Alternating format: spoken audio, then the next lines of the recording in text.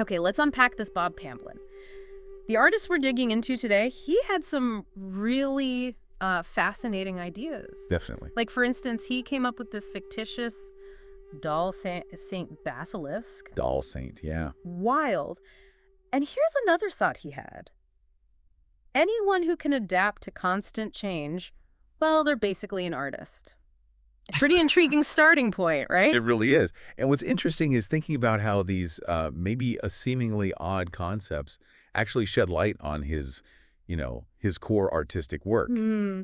So for this deep dive, we've got quite a bit to work with, thanks to one of our listeners. Right. We have exhibition records from '66, some articles about his work from that year too, Right. and then this collection of his quotes and other writings stretching over quite a few years. Exactly. So our mission here is to kind of weave these different threads together. We want to give you, the listener, a richer picture of Camblin, what made him tick creatively, his views on art, on life, and how those two things connected. Looking for those aha moments. Yeah, those connections you find when you put seemingly separate pieces side by side. And it looks like 1966 was a really pivotal year for him. The Camblin retrospective document we have lists, 5 exhibitions just in that year alone? 25, yeah, that jumps out. Suggests a real burst of activity, maybe a turning point. Definitely suggests something significant was happening for him then.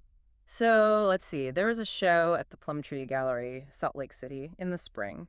Paintings, prints, drawings, the whole range. Okay. Then he was in that national show, Drawings USA, 66, up in St. Paul. And he actually got a purchase prize there for an ink drawing Cecilia's song. Oh, wow. A purchase prize in a national drawing show.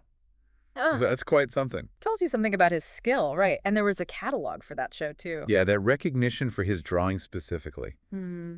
it feels important, Right. especially thinking about things he said later about drawing being fundamental. Good point. And the year wasn't over yet. Later, back at Plumtree Gallery, he had the Chrysalis series show.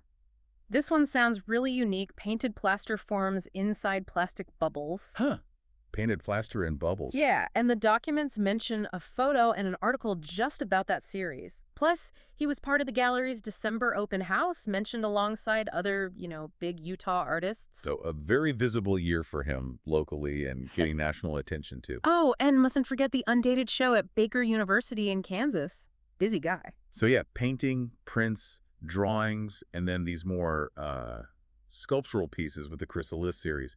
It points to a real period of exploration across different media. Okay, let's zoom in on that Chrysalis series because it sounds pretty distinctive. The Salt Lake Tribune articles give us a bit more detail. Yeah. They talk about him sort of expanding the idea of drawing, bringing in what they call sculptural awareness. Okay, I think I see where this is going. Like, picture these subtle forms coming off white backgrounds, but then overlaid with plastic bubbles, adding other layers, other dimensions. Ah, right. So it's a conversation between 2D and 3D, the article you mentioned. Did it give specific examples? Yeah, it mentioned one called White Gull. Said there were delicate lines inscribed right onto the bubble itself. Oh, interesting. And that cast this fragile shadow onto the drawing underneath. It talked about these strange, illusory connotations that came from mixing drawing and sculpture like that. That sounds really innovative. Blurring lines, playing with perception, shadows, layers. It feels quite experimental for 66. Definitely seems like he was pushing at the edges of what drawing could be. And, this experimentation with form, it seems to tie directly into his thinking around that time. That November 66 Tribune article, he lays out some pretty interesting philosophical ideas there. Right, I was looking at that. He defines an artist. How did he put it? Someone who can live in an open-ended society, adapt to constant change. Yeah, and he links that ability to adapt to what he called the prevailing philosophy, new existentialism, which, as he saw it, meant individuals basically have to build their own values because there's no grand agreement anymore. Exactly. He points out, politicians, religions, even parents, they don't all agree. So it's up to each person. And the artist, for him, is kind of uniquely equipped to navigate that ambiguity, maybe even thrive in it. But interestingly, amidst all that potential chaos or openness, he really zeroes in on the importance of drawing. He calls it a crucial checkpoint. A checkpoint. Yeah, like a fundamental skill that stops artists from just, making stuff up and then trying to justify it intellectually. It's the bedrock. That makes sense, like a grounding principle. But then he adds that twist where he says sometimes clumsiness in art can be more powerful, more of a human statement than just technical skill. That's a fascinating point. It suggests art isn't just about perfection for him. It's about authenticity. Maybe the struggle itself is part of the expression. Right. Less about slickness, more about Mhm. honesty. Perhaps. And he also talks about intuition and rationality working together. Rationality isn't the enemy of intuition. It's like a tool, a stepping stone to get to that deeper intuitive leap. I like that. And this other idea really struck me. He said, art succeeds if the student or maybe the artist can get back to being a child again. Hmm. Reconnecting with that. Yeah. Openness, wonder. Yeah, and he emphasizes the whole thing as a process, always becoming something. Really makes you think, doesn't it? About how we sort of calcify as we get older, lose that playful creativity. That idea of constant becoming and the childlike perspective seems to pop up again in his later quotes, too. It's a persistent theme. And then there's the artist as a challenger. He straight up says artists are inherently a threat to the status quo. Acting as iconoclasts, yeah. Wow. Going out in new directions. But he clarifies it's not that all creativity is necessarily good in some moral sense, Right. but that it's just this inevitable force for change. And artists are often the ones holding the signposts. That's a really strong framework he built in 66. Mm-hmm. And understanding that, well, it gives us a great lens for looking at how his ideas developed later. When we turn to that Quotes and Other Mysteries document, Yeah, you can really see the threads carrying we through. can connect the dots. Okay, let's do that. There's this quote actually from 1966 in that collection. A phoenix, frozen in a salty shell, unable to burn itself to a new life. Wow. Trapped in that chrysalis of soda sand, baked, not burned by desert dryness. It waits with its eternal mineral egg for the hatching fire. I mean, the connection to the Chrysalis series is just unavoidable there, isn't it? Totally.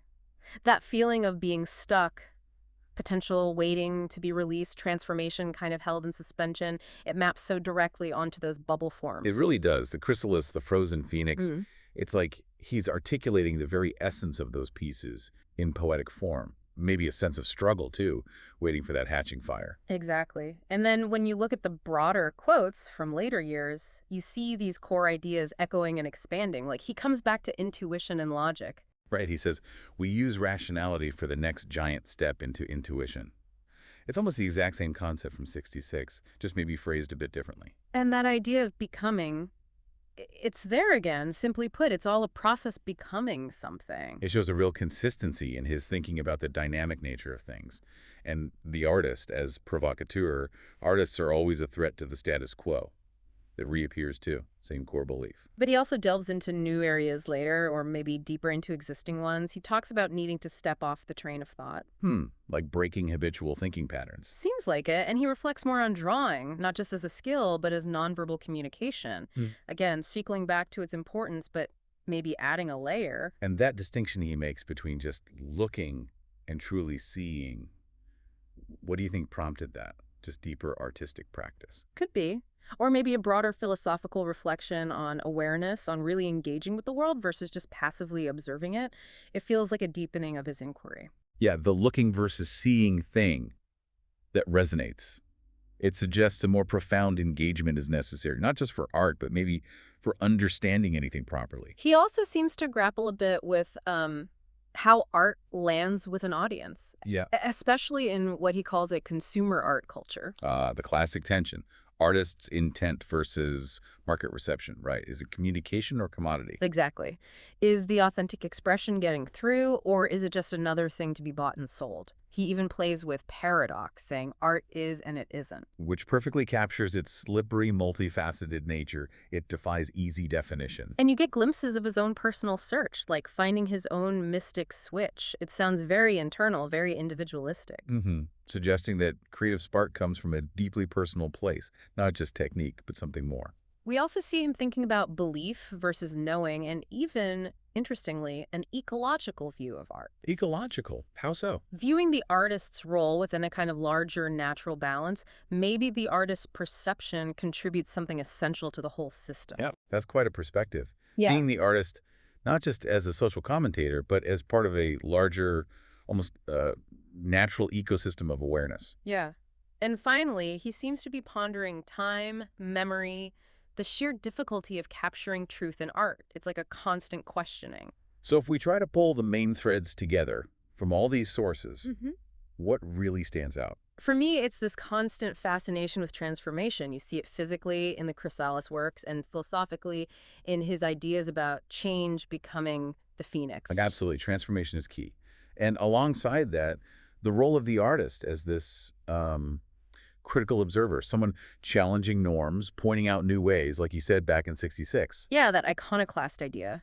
And underpinning it all, this unwavering belief in the fundamental importance of drawing, that seems to be his anchor point throughout. It really does. It's the foundation he keeps returning to.